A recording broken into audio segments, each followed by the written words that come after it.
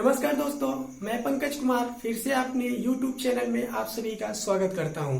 दोस्तों, इसके पहले हमने चैप्टर विधायिका क्लियर किया और उसमें जो भी कुछ था एक तरीके से एक सीरीज से हमने आपको बताया, तो उसमें से क्वेश्चन नहीं छूटेंगे। तो दोस्तों रिकॉल करिए कि हमने विधायिका में बताया था विधायिका अर्थात विधेयक अर्थात बिल। तो जो बिल होता है वो दो स्तर पे पेश होता है, अर्थात केंद्र स्तर पे और एक राज्य स्तर पे। तो हमने उसमें बोला था कि एक संघीय विधायिका होगा और एक राज्य विधायिका। संघीय विधायिका अर्थात केंद्र की विधायिका और राज्य विधायिका मतलब राज्य की विधायिका।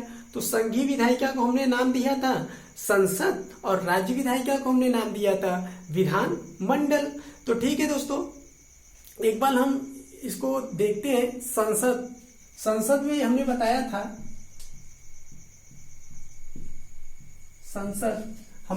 था कि संसद के तीन स्तंभ माने जाते हैं। तीन स्तंभ होते हैं, राष्ट्रपति, दूसरे राज्यसभा और तीसरा लोकसभा। ठीक है दोस्तों, लोकसभा। तो राष्ट्रपति के बारे में तो हमने पिछले वीडियो में राष्ट्रपति का चैप्टर डाला, उसको अच्छे से हमने पढ़ा। और आज हम पढ़ेंगे राज्यसभा।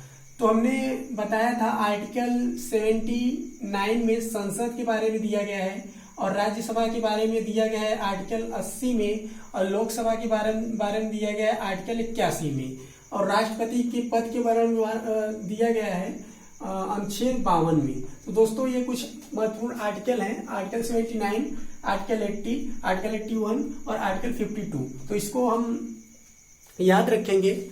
जो भी महत्वपूर्ण आर्टिकल हमने पहले ही बताया था कि आपको आर्टिकल विशेष तौर पे याद रखना है, ताकि वो परीक्षा में अधिकतर आर्टिकल विशेषकर पूछते रहते हैं, तो याद रखेंगे। अब हम इसमें आज पढ़ेंगे राज्यसभा।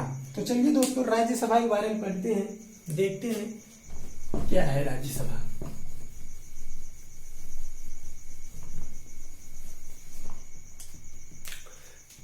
राज्यसभा, ठीक है दोस्तों, राज्यसभा। चलिए दोस्तों हम इसको पढ़ते हैं राज्यसभा के बारे में। जैसा कि दोस्तों हम आपसे बताए थे कि राज्यसभा में जो अधिकतम सीटों की संख्या तय की गई है वो 250 है। कितनी? 250। लेकिन यहाँ 250 में 238 राज्यों से आने चाहिए और 12 सदस्य राष्ट्रपति द्वारा मनोनीत करके भेजे जाते हैं। तो राज्यों से 238 तो नहीं पहुंच पाते, लेकिन यहां से पहुंचते हैं 233 और जो राष्ट्रपति जी मनोनीत करते हैं वहां से पूरे 12 के 12 पहुंच जाते हैं। तो कुल मिला के होते हैं 245। तो बात करें वर्तमान समय की, तो उस समय वर्तमान समय में 245 सदस्य राज्यसभा से मौजूद हैं। तो हमने देखा अधिकतम सीटों की संख्या 250 तय की गई है। कितनी? 250। और राज्यों से आने चाहिए 238, लेकिन पहुंचते कितने हैं? 233। और राष्ट्रपति द्वारा जो मनोनीत करके भेजे जाते हैं वो 12 होने चाहिए और यहां से 12 पहुंचते हैं। और ये कौन व्यक्ति होते हैं जो मनोनीत करके भेजे जाते हैं राष्ट्रपति द्वारा? तो दोस्तों वो सदस्य होते हैं जो शिक्षा के क्षेत्र में, खेल के क्षेत्र में और मान के चलिए समाज सेवी, ऐसे व्यक्ति को क्या करते हैं? राष्ट्रपति मनोनीत करके राज्यसभा में भेजते हैं। ठीक है, उसके बाद हम एक चीज यहाँ पे और जान लेंगे दोस्तों कि हमारे यहाँ जो सदस्यों की संख्या तय की गई है, जैसा कि अनुसूची 4 में वर्णित है कि सदस्यों की संख्या जो है वो जनसंख्या के आधार पर तय की जाएगी। अर्थात सीटों की जो संख्या है वो जनसंख्या के आधार पर तय की जाएगी। ये कहाँ वर्णित है? ये अनुसूची, किसमें? अनुसूची 4 में वर्णित है कि सीटों की जो संख्या है वो जनसंख्या के आधार पर तय की जाएगी। किसके? जनसंख्या के आधार पे। और दोस्तों वर्तमान समय की बात करें तो जो सीटों की संख्या है वो 1971, कितना? 1971 1969 की जनगणना 1971 की जनगणना क्या हो रही है, फॉलो की जा रही है। ठीक है, अभी तक की बात की जाए तो 1971 की जनगणना हमारे भारत में सीटों की संख्या के लिए फॉलो की जा रही है। तो ऐसे में जो कई राज्य हैं जैसे बिहार, बंगाल वगैरह हैं, यहाँ पर लोग जनसंख्या की बात की जाए तो ज़्यादा प्रोग्रेस कर गए और सीटों की संख्या भी वही है। तो यहाँ पे कुछ देखने को मिलता है, कम ज़्यादा का अलग फर्क हो जाता है। तो अभी तो 1971 की जनगणना फॉलो की जा रही है, इसलिए ऐसा हो गया है। और दोस्तों अब यहाँ पे हम देखें कि सीटों की संख्या, लेकिन एक चीज और यहाँ पे बताना चाहेंगे, जो यूएसए है दोस्तों अर्थात अमेरिका, यहाँ पर जैसे मान लीजिए एक राज्य है, कई राज्य हैं, तो एक राज्य से 2 ही सदस्य चुनकर भेजे जाते हैं। 2 सदस्य, इसमें से 2 सदस्य, मतलब जितने भी राज्य हैं एक राज्य से केवल 2 सदस्य फिक्स हैं। तो यहाँ हमने देखा सीटों की संख्या। अब आगे बढ़ेंगे दोस्तों, योग्यता, इनकी योग्यता क्या होनी चाहिए, तो देखेंगे योग्यता में दोस्तों पहली चीज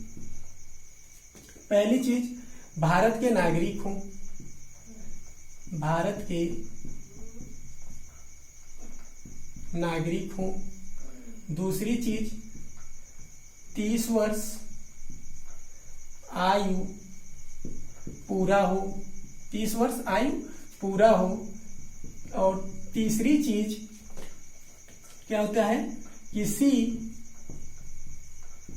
लाभ के पद पर न हो। ठीक है दोस्तों, याद रखेंगे, किसी लाभ के पद पर न हो। चौथी चीज पागल या कह सकते हैं दिवालिया, ठीक है दोस्तों, दिवालिया घोषित न हो। ठीक है, पांचवी चीज यहाँ पे ध्यान देंगे कि जो संसद कानून बनाए उसको फुलफिल करते हो। ठीक है, तो 5 चीजें हमने देखा, भारत के नागरिक हो, 30 वर्ष आयु पूरा हो, किसी लाभ के पद पर न हो, पागल या दिवालिया घोषित न हो, संसद कानून जो बनाए उसको फुलफिल करे। तो दोस्तों अगर आयु की बात की जाए तो हम यहाँ पर इस प्रकार से याद रखते हैं, जैसे कि हमने बताया था संसद, क्या बताया अभी, संसद क्या, राष्ट्रपति, ठीक है, राज्यसभा, ठीक है, और एक और बताया लोकसभा। तो यहां से हम याद करने की ट्रिक है, जैसा कि लोकसभा में होता है कितना, 25 वर्ष, अब थोड़ा सा 5 साल आगे आएंगे 30 वर्ष, इससे 5 साल आगे आएंगे 35 वर्ष।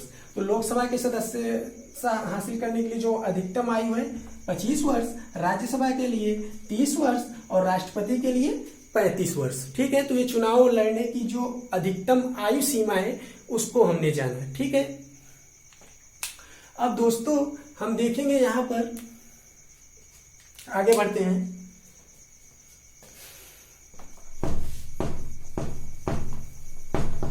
एक चीज और बताना चाहेंगे हम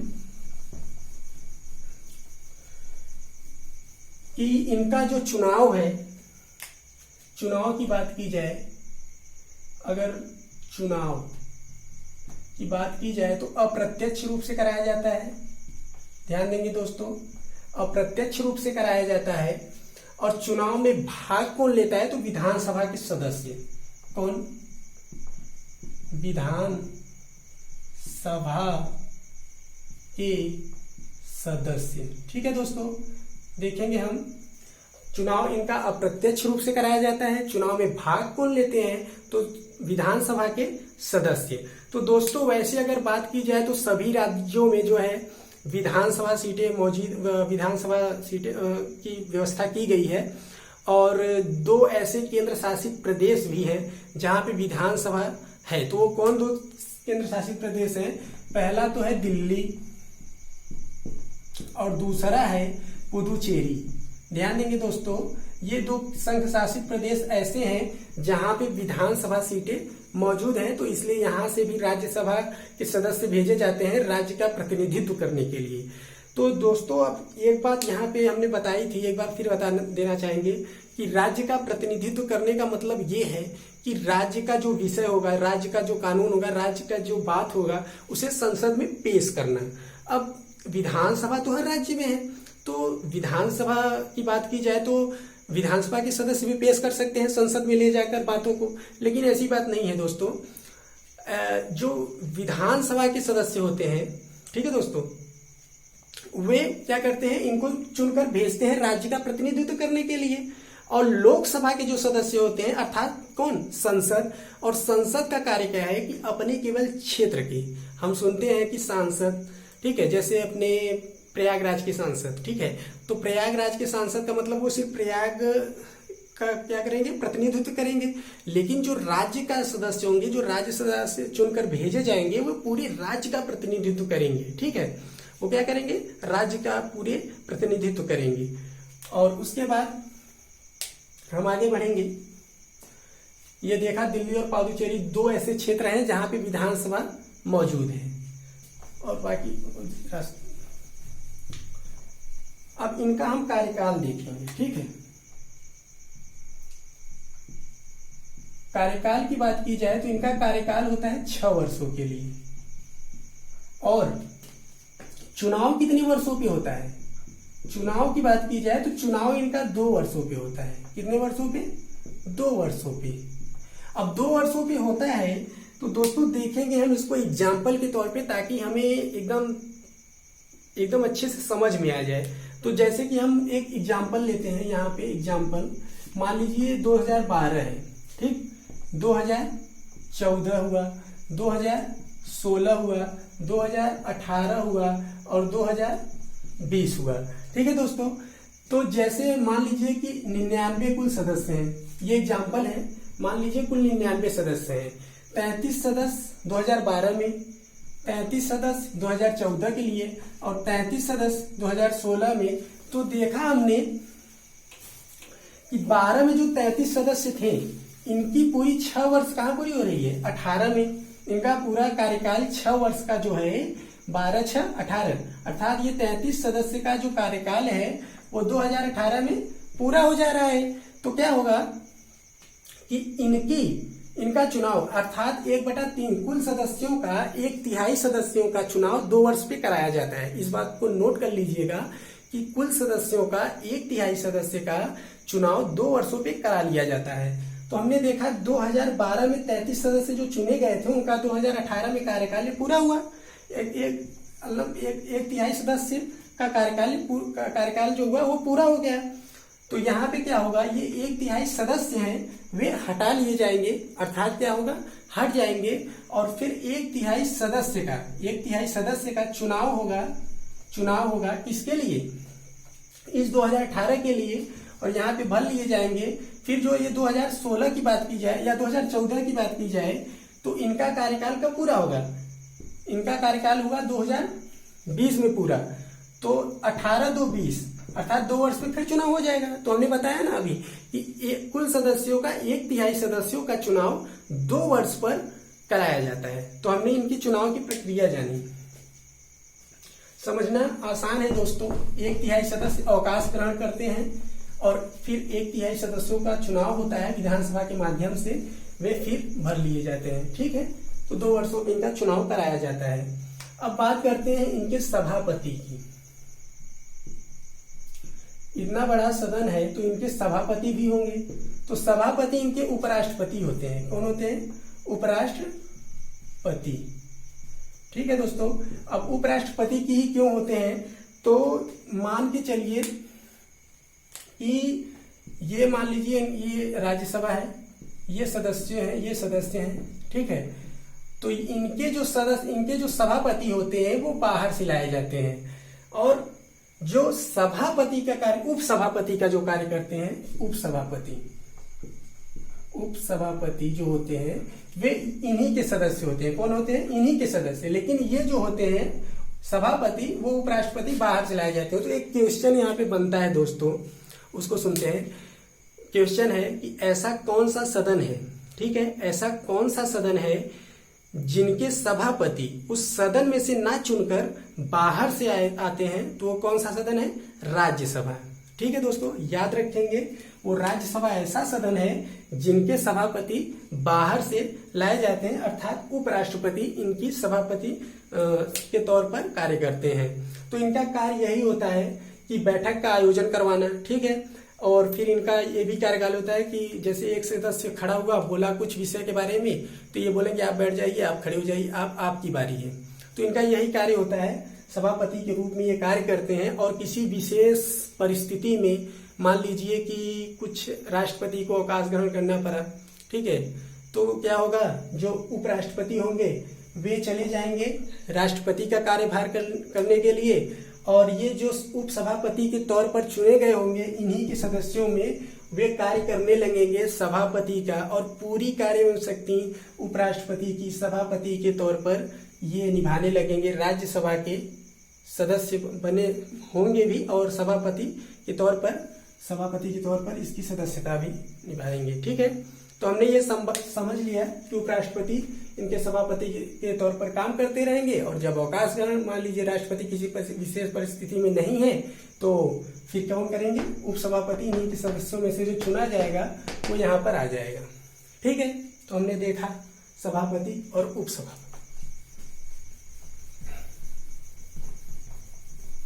अब हम देखेंगे दोस्तों, दो महत्वपूर्ण आर्टिकल हैं, उसको विशेष तौर पर हमें हमेशा याद रखना चाहिए।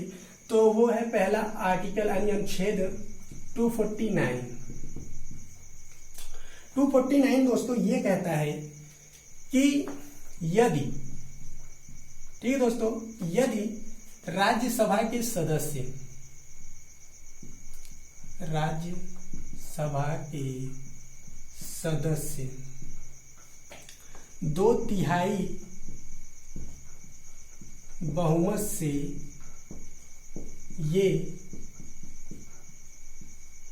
पारित कर दें कि ये विषय, ठीक है दोस्तों, ये विषय राज्य सूची का न होकर राष्ट्रीय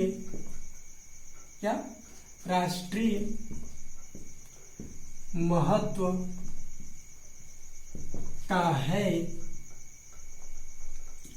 का है तो उस पर केंद्र सरकार कानून बना सकती है। अब हमने यहाँ पे देखा अनुच्छेद 249 दोस्तों, बहुत इंपॉर्टेंट है, आर्टिकल 249, यदि राज्यसभा 2/3 बहुमत से ये पारित कर दे कि ये विषय राज्य सूची का महत्व न होकर राष्ट्रीय महत्व का है, तो उस पर कानून केंद्र सरकार बना सकती है। ठीक है, तो हमने ये आर्टिकल आपको बताया। अब एक आर्टिकल और है, उसको भी हम जानेंगे।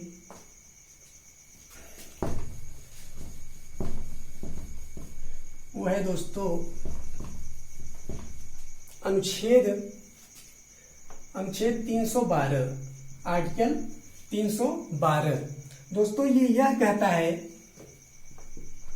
आर्टिकल 312 यह कहता है कि यदि मान के चलिए कि हमारे भारत में अखिल सेवाओं की अगर संख्या दी जाए, कि अगर एग्जाम में पूछा जाए कि हमारे भारत में अखिल, यदि मान लीजिए एग्जाम में आ जाता है कि हमारे भारत में अखिल सेवाएं कितनी हैं, ठीक है, अगर अखिल सेवाओं की बात की जाए तो हमारे भारत में 3 अखिल सेवाएं हैं, IAS, ठीक है, दूसरा IPS, ठीक है, तीसरा IFS।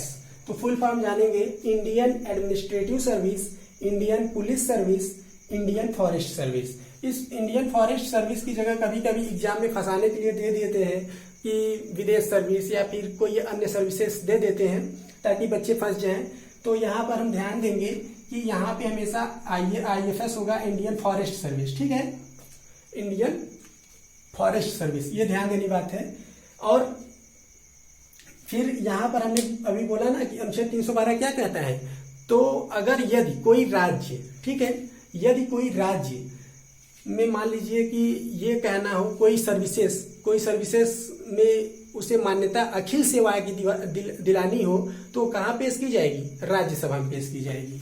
तो कहाँ पेश की जाएगी, राज्यसभा में पेश की जाएगी, और तब जाके वो क्या हो जाएगा, अखिल सेवा। यदि राज्यसभा उसे पारित कर देती है, मान्यता दे देती है, तो हो जाएगा अखिल सेवा, ठीक है, उसे अखिल सेवा का दायित्व तो मिल जाएगा और वो अखिल सेवा के रूप में कार्य करने लगेंगे, ठीक है। उसके बाद हम देखेंगे कि यहाँ पर जो होता है, जो उपराष्ट्रपति के हटाने की जो प्रक्रिया होती है, जो उपराष्ट्रपति के हटाने की प्रक्रिया होती है, वो राज्यसभा में होती है। कहाँ होती है, राज्यसभा में। राज्यसभा में होती नहीं, राज्यसभा में पेश की जाती है, पहले वो राज्यसभा में पेश की जाएगी, ठीक है दोस्तों। जो उपराष्ट्रपति के हटाने की प्रक्रिया होगी वो राज्यसभा में पहले पेश की जाएगी। उसके बाद यदि राज्यसभा उसे पारित कर देता है तो लोकसभा में भेजा जाएगा, लोकसभा पारित कर देता है तो उन्हें जो है राष्ट्रपति द्वारा या तो एक खुद त्याग पत्र दे दे तो हट जाएंगे, या तो फिर उन्हें हटा दिया जाएगा। अब फिर हम देखते हैं कि कोई विधेयक लोकसभा में पहले आता है, लोकसभा में, उसके बाद राज्यसभा में कहाँ आता है, राज्यसभा में भेजा जाता है। लेकिन राज्यसभा में भेजा जाता है तो इसमें एक जो है विशेष करके भेजा जाता है कि आप इसे जो है 14 दिन में पारित करिए। क्या करेंगे, 14 दिन में इस पे जो भी वार्तालाप करके किसी भी तरीके से इसको जो है आप पारित करिए, नहीं तो 14 दिन के बाद यह स्वतः पारित कर दिया जाएगा। क्या हो जाएगा, यह स्वतः पारित माना जाएगा। तो ध्यान देंगे दोस्तों कि विधेयक, सिर्फ विधेयक की बात की जाएगी, लोकसभा में पहले पेश होगा, उसके बाद यहाँ पर इनको 14 दिन का टाइम दिया जाएगा कि आप इसको पारित करिए। अगर आप नहीं पारित करते हैं तो ये 14 दिन बाद स्वतः पारित कर दिया जाएगा। तो हमने राज्यसभा को एकदम विस्तृत रूप से पूरा अध्ययन कर लिया है और हमें नहीं लगता कि यहाँ से अब क्वेश्चन छूटेंगे दोस्तों।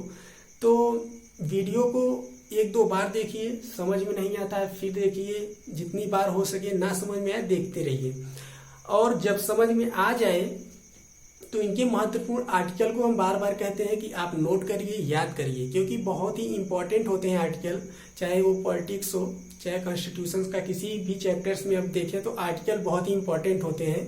तो उन्हें आप याद करिए ताकि परीक्षा में दिक्कतें ना आए।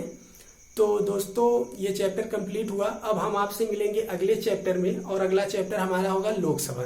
ठीक है दोस्तों, तो जय हिंद, फिर मिलेंगे अगले चैप्टर में।